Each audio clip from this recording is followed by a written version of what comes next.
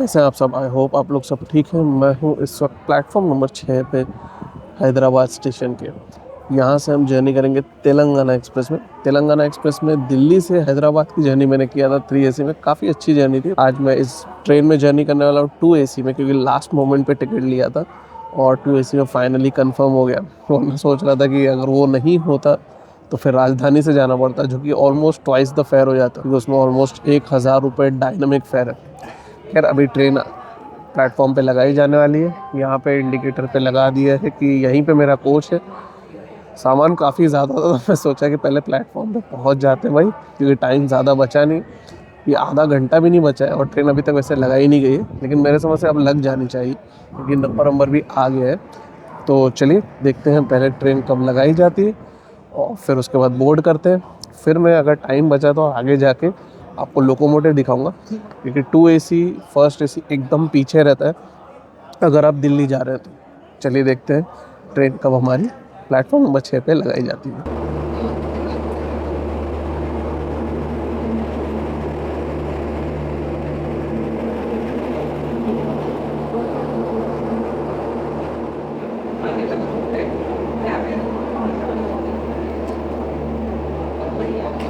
चलिए अंदर चलते हैं और यही A1 कोच है मेरा।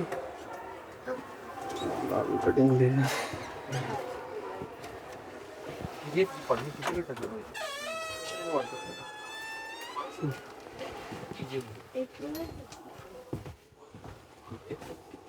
और ये अपनी सीट है 23 नंबर।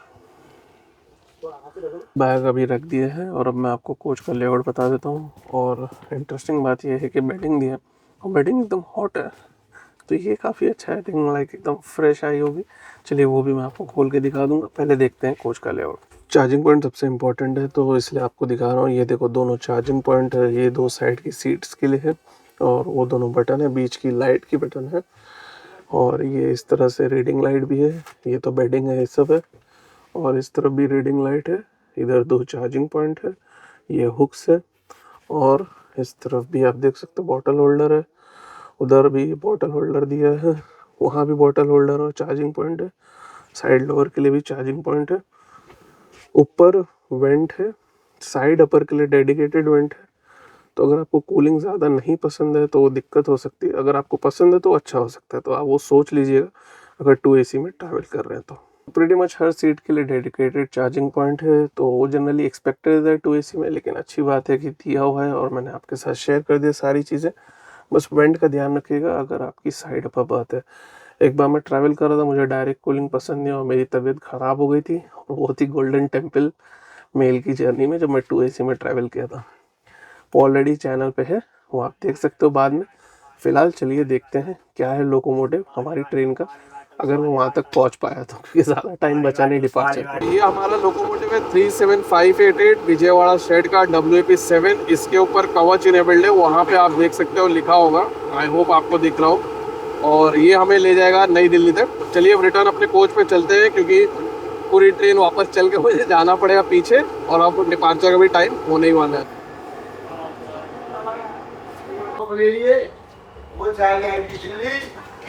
तो शार्प 6 बजे अपनी ट्रेन चल दी है। अभी मैं अपने कोच पे पहुंचा भी नहीं हूँ। ये तो 3AC का कोच है B1। अभी जाते हैं पीछे। चलिए आप फेयर देख लीजिए डिपार्चर के साथ।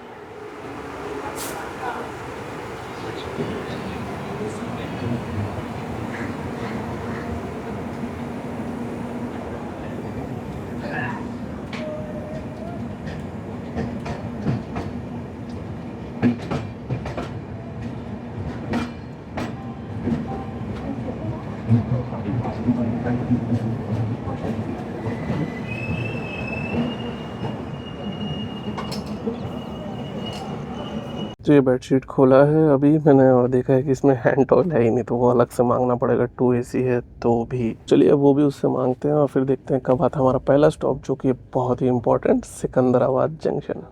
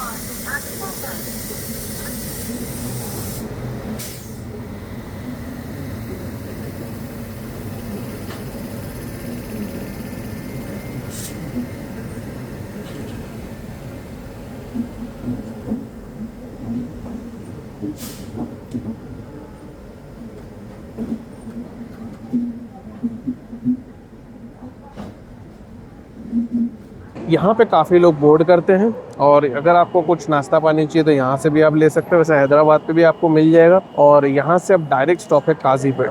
काजीपेट तक रन लंबा है, 100 किलोमीटर से ज़्यादा है, लेकिन काजीपेट से चंद्रापुर तक काफ़ी बार ट्रेन रुकती है, क्योंकि वही तेलंगाना के काफ़ी शहरों को ये कैटर करती है। उसके बाद ट्रेन के स्टॉप्स काफ़ी कम हो जाते हैं, फिर इंपॉर्टेंट जगह रुकती है। यहाँ तक कि नागपुर से भोपाल का नॉन स्टॉप रन रहता है।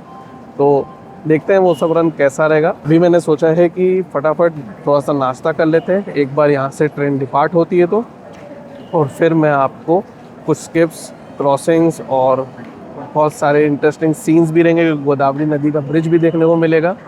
और ट्रेन यहाँ पे ज़्यादा देर रुकेगी नहीं, 5 मिनट का स्टॉप है, बहुत बिजी स्टेशन है, तो प्लेटफॉर्म जनरली ऑक्यूपाई करते नहीं ये लोग अननेसेसरी। तो चलिए देखते हैं डिपार्चर, जो कि अभी मेरे समझ से थोड़ी देर में हो जाएगा हमारी ट्रेन का, यहाँ से यानी कि सिकंदराबाद जंक्शन से।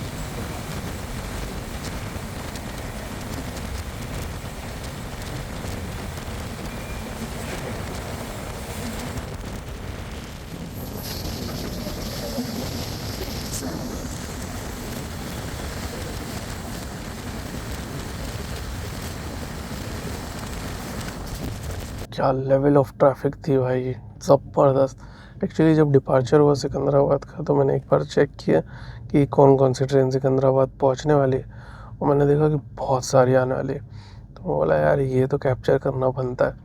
और एक के बाद एक सब, हर एक सिग्नल पे ऑलमोस्ट बाद में तो ट्रेन्स खड़ी थी। तो वो बहुत इंटरेस्टिंग एक्सपीरियंस था। और शायद इसी के चलते कभी भी अगर आप की ट्रेन काजीपेट से सिकंदराबाद की तरफ जाती है, या कोई भी ट्रेन जनरली सिकंदराबाद की तरफ जाती है जो बेगमपेट से नहीं आ रही है, जो मौला अली की तरफ से आ रही है, उसे ट्रैफिक फेस करना ही पड़ता है और कई बार ट्रेन की रुकावट होती है। तो भाई ज़बरदस्त था। चलिए अब फटाफट फिनिश करता हूँ मैं नाश्ता, और मेरे समझ से जब तक मैं कंप्लीट करूँगा तब तक तो हमें पहुँच जाना चाहिए काजीपेट के पास। और दोपहर का खाना मैंने सोचा नागपुर पे मंगाने का, तो वो भी मैं आपके साथ आगे शेयर करूँगा। और अभी तो और भी बहुत सारी क्रॉसिंग स्किप्स देखना बाकी है, तो जैसा रहेगी जर्नी सब आपके साथ शेयर होगी। आई होप कोई मेगा ब्लॉग ये सब ना रहे, क्योंकि उसमें बहुत ज़्यादा टाइम पास हो जाता है। और सुबह से जाकर रहा हूँ, अगर ट्रेन कहीं ज़बरदस्ती फालतू में खड़ी हो गई तो कब आँख लग जाए वो भी कोई भरोसा नहीं रहता। खैर जो भी रहेगा मैं आपके साथ शेयर करूँगा। फ़िलहाल खाना फिनिश करता हूँ सुबह का, और फिर मिलते हैं काजीपेट पे।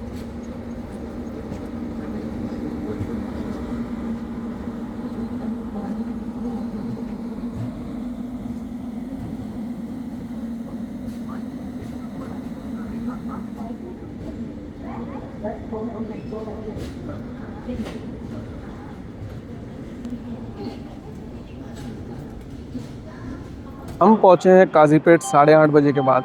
ये काफ़ी इंपॉर्टेंट स्टेशन है। यहाँ से एक रेलवे लाइन विजयवाड़ा की तरफ जाती है और एक रेलवे लाइन नागपुर की तरफ जाती है, और एक तो सिकंदराबाद से आ ही रही है, तो काफ़ी इंपॉर्टेंट हो जाता है। और यहाँ से काफ़ी ज़्यादा ट्रेन्स दोनों ही डायरेक्शन में, चाहे वो विजयवाड़ा की तरफ हो या फिर अगर नागपुर की तरफ हो, जाती हैं। हमसे थोड़ी दूर पे बेंगलुरु राजधानी एक्सप्रेस, आई थिंक वो 30 किलोमीटर भी दूर नहीं है, तो वो हमें ओवरटेक तो डेली करती है। यानी कि तेलंगाना एक्सप्रेस को डेली ओवरटेक बेंगलुरु राजधानी का तो रहता ही, लेकिन अब वो कहाँ रहता है वो इंटरेस्टिंग रहेगा। मुझे नहीं लगता ज़्यादा दूर पे होगा, लेकिन जैसा भी रहेगा वो मैं आपके साथ शेयर करूँगा। और देखते हैं यहाँ से हमारा डिपार्चर, इंटरेस्टिंग सीन्स, आगे के स्टॉप्स की पंक्चुअलिटी और बहुत कुछ। चलिए आइए देखते हैं पहले डिपार्चर काजीपेट से। आई थिंक कोणार्क एक्सप्रेस भी आने वाली है, उसका भी अराइवल चेकआउट करते हैं।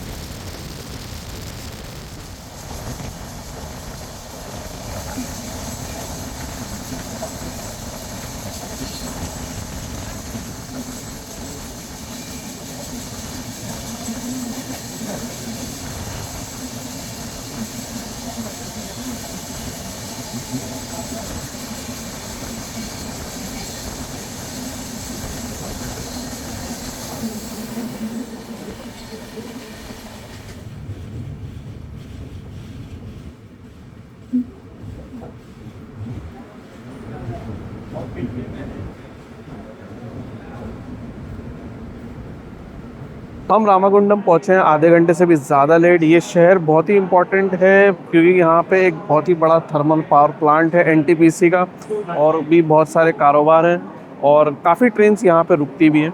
अब यहाँ से अगला स्टॉप जो है वो है मंचिरियाल। वो ज़्यादा दूर नहीं है एक्चुअली, बीच में गोदावरी नदी आएगी, वो मैं अभी आपको दिखाता हूँ, और फिर उसके बाद ही हम पहुँच जाएंगे मंचिरियाल। चलिए वो देखते हैं। हमारी ट्रेन डिले हो गई थी क्योंकि वो जो पीछे अभी हमने जस्ट ओवरटेक किया था, जो सिरपुर कागज़ नगर जाने वाली इंटरसिटी एक्सप्रेस है जो हैदराबाद से ही चली, वो एक्चुअली ब्लॉक हो जा रही थी मेन लाइन पे, यानी कि जिस लाइन पे हम चल रहे थे। दूसरी लाइन पे फ्रेट्स बहुत सारी थी और इसी के चलते राजधानी भी थोड़ा पीछे ही है, वो भी 15-20 मिनट लेट ही चल रही है, लेकिन अभी भी वो 30 किलोमीटर के आसपास ही दूरी पे है।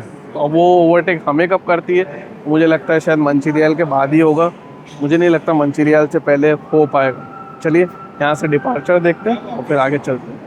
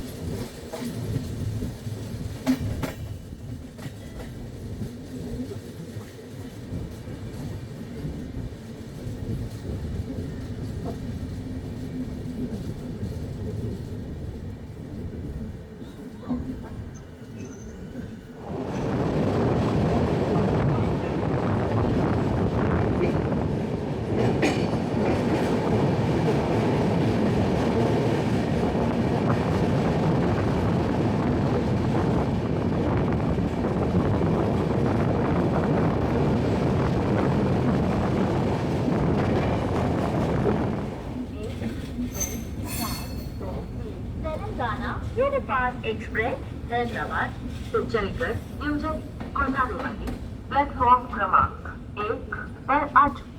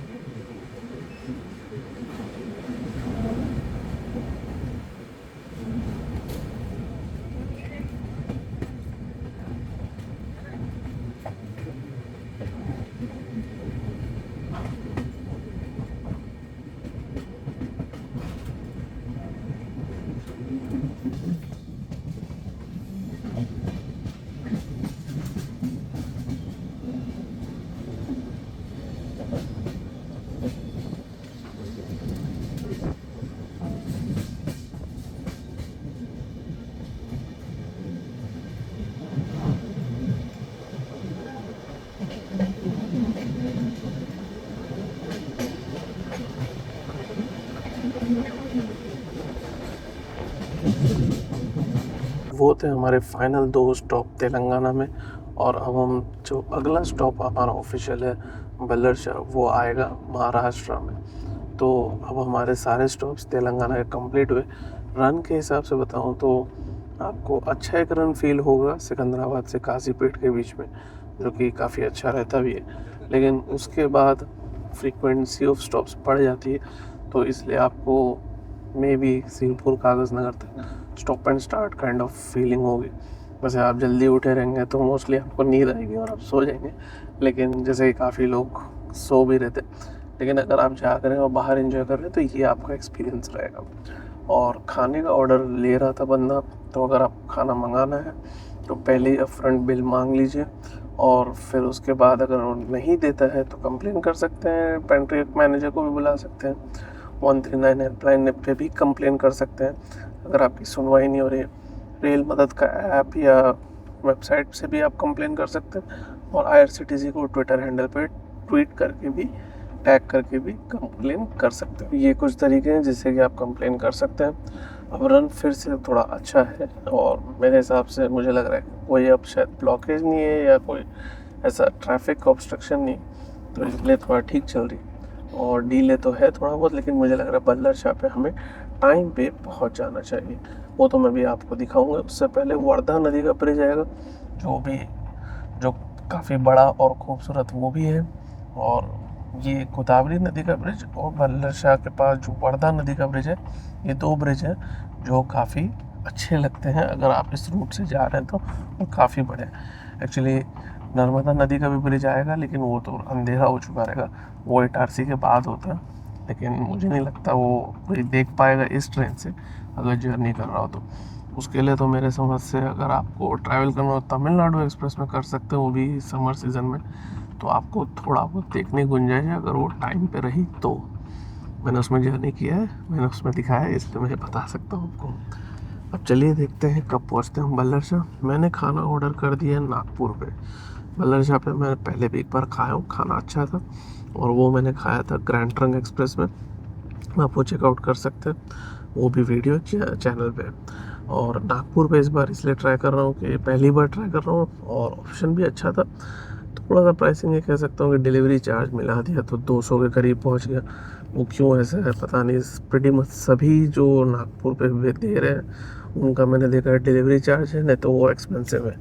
तो ये मुझे थोड़ा रीज़नेबल लगा। रेटिंग भी 4.7 थी, तो चलिए देखते हैं 4.7 के लायक है या नहीं जब नागपुर आएगा। लेकिन नागपुर तो 3:30 बजे आएगा, और उससे पहले तो बल्लरशाह है, चंद्रापुर है, दोनों ही स्टॉप हैं, और कोई दूसरा स्टॉप नहीं है, मतलब तीसरा स्टॉप नहीं, मुझे ये कहना चाहिए। नागपुर तो आएगा 3:30 बजे। तो चलिए अब देखते हैं कब आता है। पहले बल्लरशाह और फिर उसके बाद चंद्रापुर पे भी ट्रेन रुकती है, और उसके बाद डायरेक्ट है नागपुर, जहाँ पे हमारा खाना आएगा। इस बीच कुछ क्रॉसिंग्स और स्किप्स कैप्चर करने की कोशिश करूँगा, लेकिन बाहर काफ़ी ज़्यादा गर्म है, तो वो थोड़ा सा एक समर सीज़न टाइम या अगर बारिश के मौसम में भी अगर आप ट्रैवल कर रहे हो और अगर बारिश नहीं हो रही तो आपको सेंट्रल पार्ट ऑफ इंडिया में गर्म फील हो सकता है।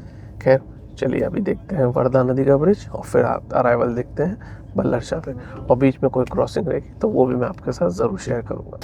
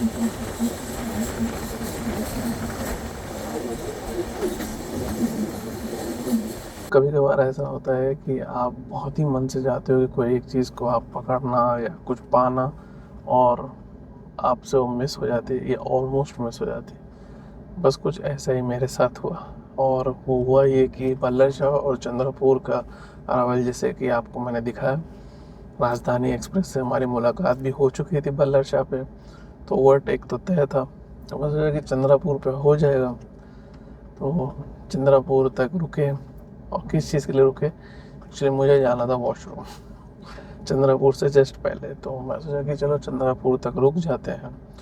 अब रुके, नहीं हुआ ओवरटेक, तो बोला यार अब तो मुझे लगता है कि थोड़ा आगे जाके ही ओवरटेक होगा, चले जाते हैं वॉशरूम। और अब आप समझ ही गए कि क्या हुआ।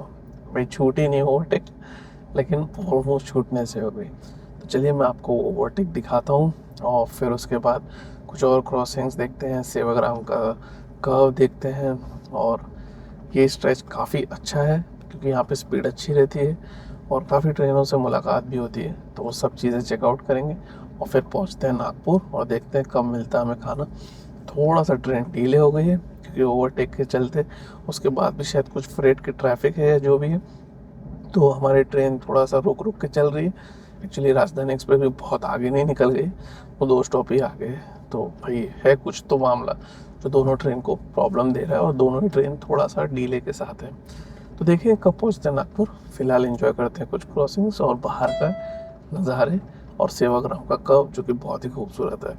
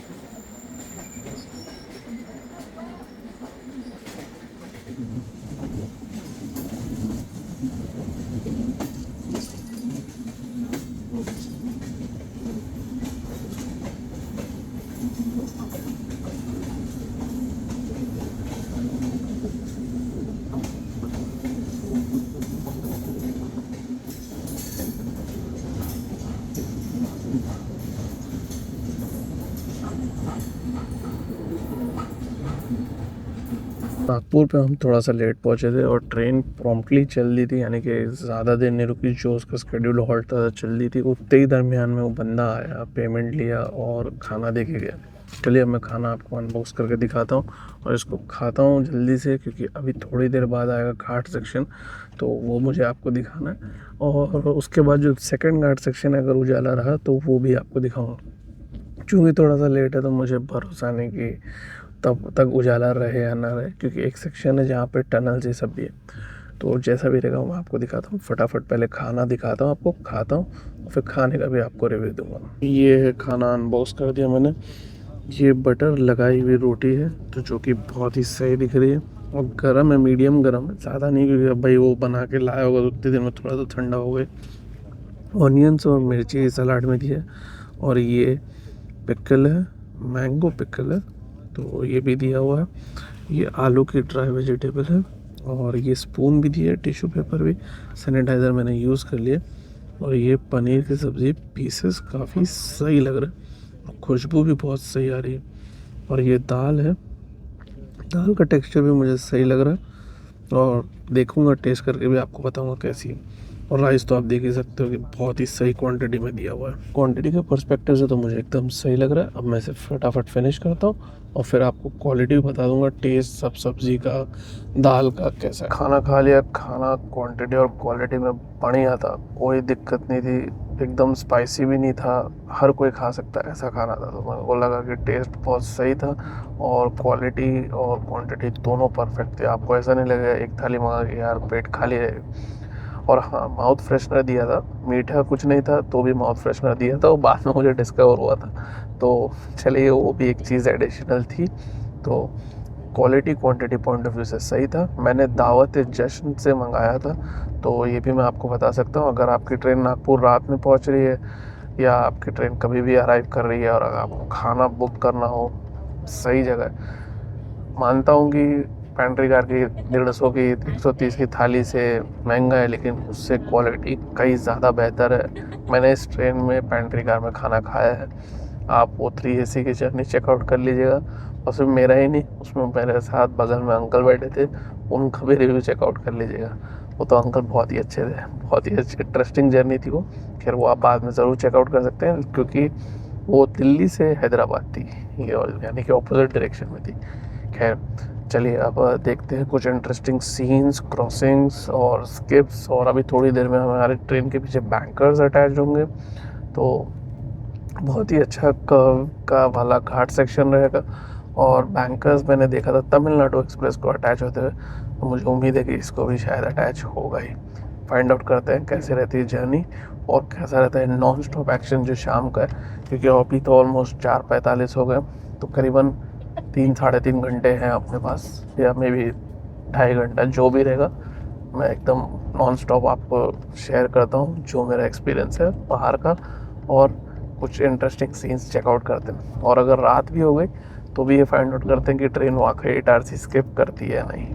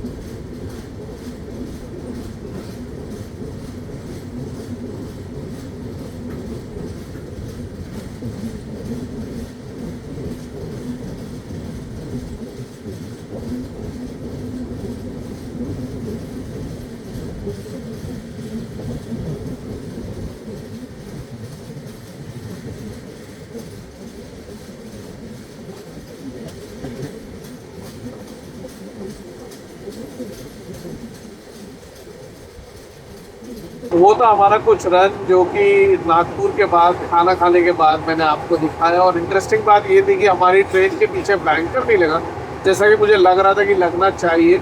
तो वो एक यूनिक बात थी कि तमिलनाडु एक्सप्रेस में लगा था लेकिन इसमें नहीं लगा।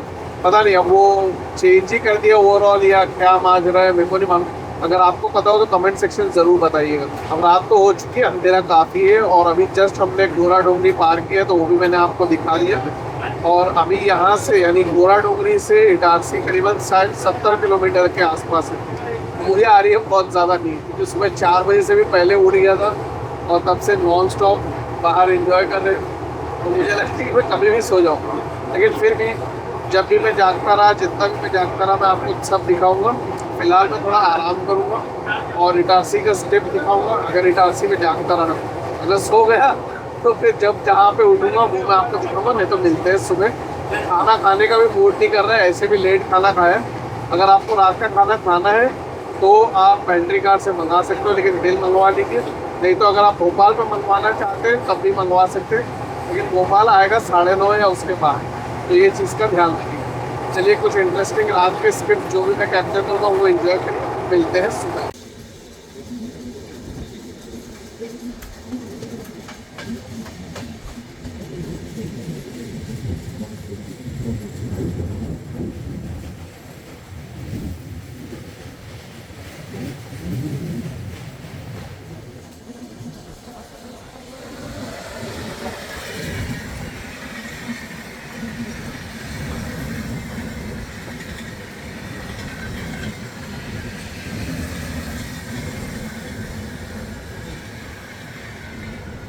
Very good morning. बहुत ही बढ़िया बारिश हो रही है और इस वक्त हम खड़े हैं मथुरा पे। थोड़ा लेट हो गया उठने में और ट्रेन भी लेट हो गई है, वो भी 2 घंटा। मुझे तो लग रहा था कि मैं दिल्ली पहुंच जाना चाहिए इस वक्त, लेकिन देखा तो भाई मथुरा पहुंच रहे थे। तो थोड़ा फ्रेशन अप हो गया, नाश्ता वास्ता बाद में ही करूँगा। भले बारिश हो रही लेकिन थोड़ा इन्जॉय करूँगा, बाहर का सीन्स आपको दिखाने की कोशिश करूँगा। स्किप्स इस सेक्शन पे मथुरा से दिल्ली के बीच में 130 की स्पीड रहती है, तो बहुत ही इंटरेस्टिंग रहते हैं। और साथ ही साथ ये भी देखेंगे कौन सी क्रॉसिंग्स देखने को मिलती है। भले बारिश है लेकिन पूरी कोशिश करूँगा जितना उसे कैप्चर कर सकूँ। ये तो है हज़रत निज़ामुद्दीन कोल्हापुर एक्सप्रेस जो कि अभी खड़ी है, तो अभी जब जाएगी तो जाएगी। खैर चलिए एंजॉय करते हैं हमारा सफ़र मथुरा से दिल्ली तक का। बीच में एक स्टॉप भी है हमारे, वो है बल्लभगढ़, और उसके बाद है हज़रत निज़ामुद्दीन जो कि दिल्ली का एक बहुत ही इंपॉर्टेंट स्टॉप है। और फिर पहुँचेंगे हम नई दिल्ली।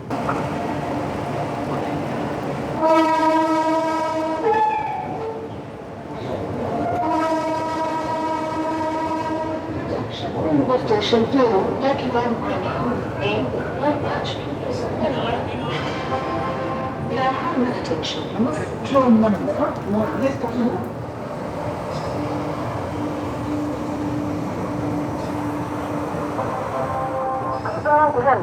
उपाय संख्या 2, 1, 6, 7,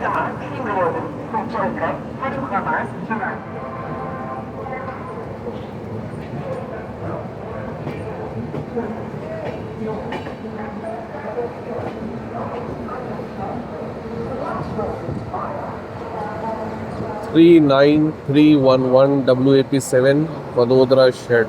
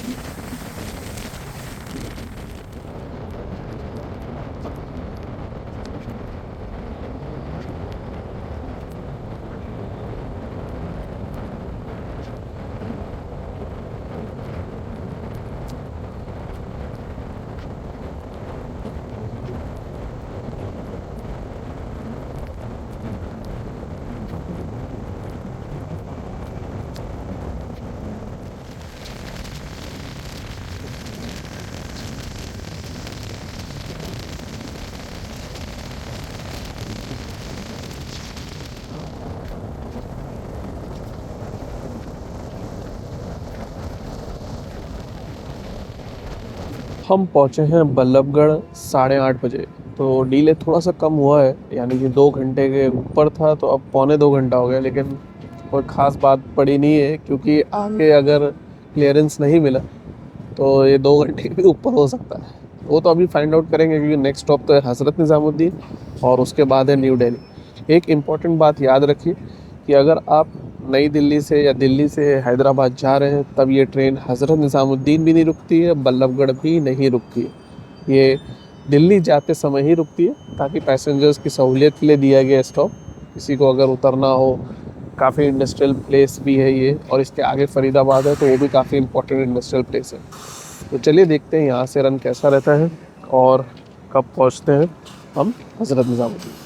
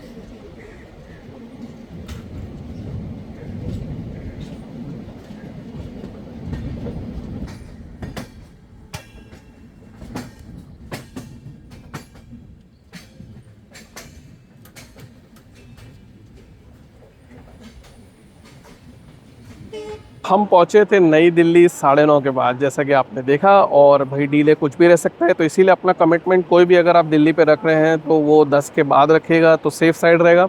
इसकी पंक्चुअलिटी अगर आप 15-20 दिन का भी उठाएंगे और देखेंगे तो वो वेरिएबल रहती है, कभी टाइम पे भी आ जाती है, कभी थोड़ा सा लेट रहती है और कभी इतना भी लेट हो सकती है।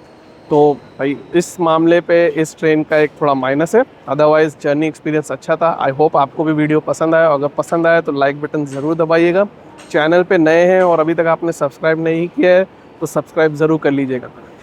वीडियो पूरा देखने के लिए बहुत बहुत धन्यवाद। कोई सवाल हो, कोई फीडबैक हो, कोई सजेशन हो तो कमेंट सेक्शन में ज़रूर बताइएगा। अपना ख्याल रखिएगा, ट्रैवल करें सेफली और मुस्कुराते रहें और मिलेंगे फिर कोई नई जर्नी में। Goodbye for now.